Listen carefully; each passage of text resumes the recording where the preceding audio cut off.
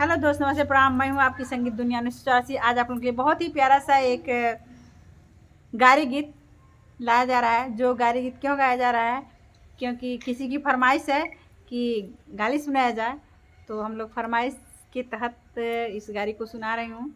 और अगर अच्छा लगे तो कमेंट में बताइएगा, और जिसको बुरा लगेगा वो भी बताइएगा। हेलो दोस्तों, मैं हूँ मंजू 205 और एक किसी की फरमाइश पे गारी है, सुनिएगा। चला देखिए पापू का कोठिया टार, चला देखिए पापू का कोठिया टार, चला देखिए पप्पू का बहिना न पढ़े में तेज, न पढ़ावे में तेज, अरे नौ गो लइका फसावे में तेज। चला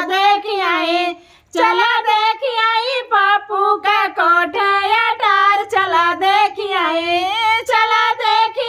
पप्पू का कोठिया टार, चला देखिए। टनाटन बोले पप्पू तुहार घड़िया, टनाटन बोले पप्पू तुहार घड़िया, टनाटन बोले।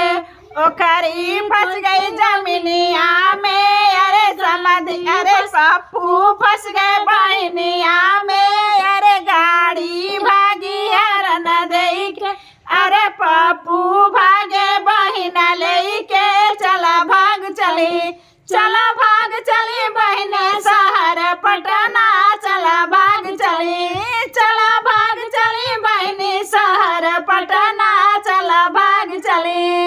टनाटन बोले